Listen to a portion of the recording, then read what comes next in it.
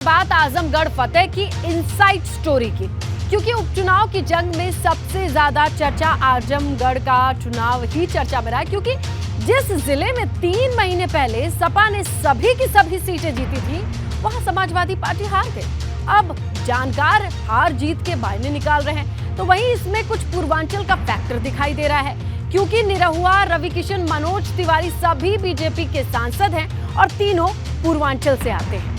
जिस आजमगढ़ में चुनाव हुआ वो पूर्वांचल का एपी सेंटर था, मतलब भाजपा ने आजमगढ़ से पूरे पूर्वांचल को संदेश दे दिया है।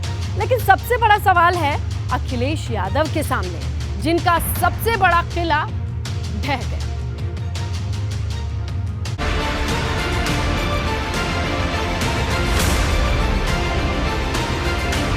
योगी से निरहुआ की मुलाकात, भोजपुरी सिनेमा से पूर्वांचल दिया साथ। आजमगढ़ से 24 का संदेश, अब क्या करेंगे अखिलेश।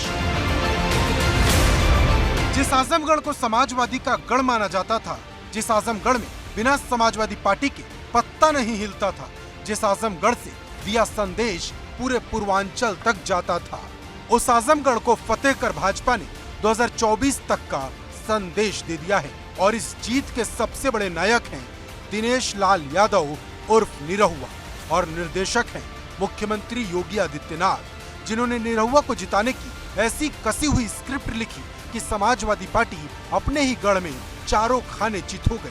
न अखिलेश यादव का नाम काम आया, न मुलायम सिंह यादव की विरासत, क्योंकि जीत के बाद जब निरहुआ पहली बार सीएम योगी से मिलने पहुंचे तो खुद को उनकी तारीफ करने से रोक नहीं पाए। सिर्फ ये आजमगढ़ का जो डब्बा था वो डबल इंजन से अलग विपक्ष वाले लेके बैठे हुए थे, तो आजमगढ़ की जनता ने ये तय किया कि डबल इंजन से हम आजमगढ़ को भी जोड़ेंगे ताकि यहाँ भी विकास की रफ्तार पकड़े।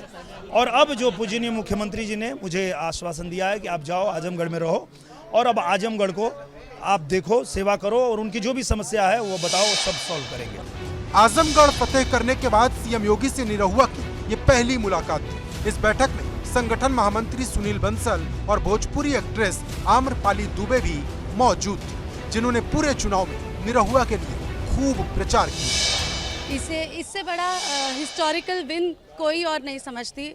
आजमगढ़ हम लोग सब बहुत पॉजिटिव आउटलुक रखे थे और बहुत ज़्यादा हंसते मुस्कुराते प्रचार कर रहे थे, but by the end of the day जब हम दिन भर प्रचार करके वापस आते थे अपने कमरे में तो आधा घंटा बैठ के सोचते थे कि भगवान ये सब जो किया है इसका असर हो जाए, because we all know Azamgarh was very difficult. लेकिन आजमगढ़ की जनता को प्रणाम, उन्होंने अपना प्यार और आशीर्वाद दे के इतिहास रच दिया। लेकिन आजमगढ़ की ये जीत बिना योगी के संभव नहीं थी, क्योंकि ये सीएम योगी ही थे जिन्होंने चुनाव प्रचार खत्म होने से पहले अपने बयानों का ऐसा चक्रव्यूह रचा कि पूरे चुनाव का माहौल बदल गया। आजमगढ़ को समाजवादी पार्टी की सरकार ने आतंकवाद का गढ़ बना दिया था। बहुजन समाजवादी पार्टी भी उससे कभी अपने आप को मुक्त नहीं कर पाई। और रही सही कसर निरहुआ ने पूरी कर दी, क्योंकि समाजवादी पार्टी नामांकन के आखिरी दिन तक किसे उम्मीदवार बनाए इसकी उधेड़ बुन में लगी रही। दूसरी तरफ निरहुआ ने आजमगढ़ में खूंटा गाड़कर प्रचार किया। वो गांव-गांव जाकर भरोसा दिलाते रहे कि वो लोकल हैं, पैराशूट नहीं। और जनता ने निरहुआ के जोश को हाथों हाथ लिया। और जिस आजमगढ़ में 3 महीने पहले समाजवादी पार्टी ने सभी विधानसभा सीटें जीत ली थी, वहाँ निरहुआ ने जीत का कमल खिला दिया। बीजेपी तो जीत गई है उपचुनाव के रण भैया, बन के निरहुआ लड़त रहे पूरा आजमगढ़ भैया बन के। बात करें चुनाव जीतने के बाद की, तो आज निरहुआ लखनऊ पहुंचे, मुख्यमंत्री योगी आदित्यनाथ से मुलाकात की और इस मुलाकात के दौरान मुख्यमंत्री ने 2 टूक कहा कि अब आपको जनता के बीच में ही रहना है, अगर फिल्में भी करनी है तो आजमगढ़ में करिए, लेकिन जनता के बीच में बने रहिए। अब राजनीति के जानकार आजमगढ़ की जीत के मायने निकालने लगे हैं। कहने वाले यहाँ तक कह रहे हैं कि भाजपा ने भोजपुरी फिल्म स्टार के जरिए पूरे पूर्वांचल को साध लिया है।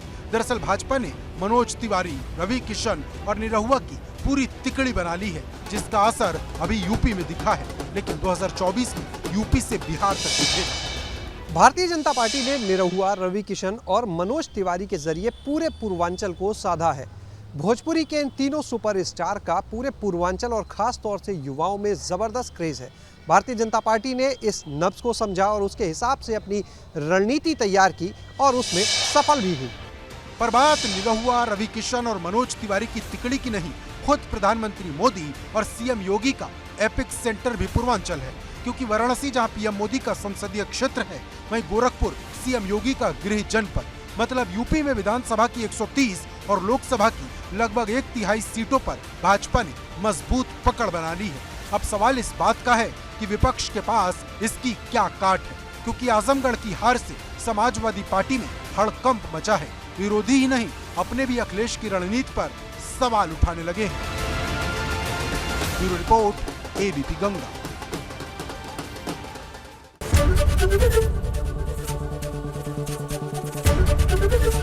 एबीपी गंगा, खबर आपकी, जुबान आपकी।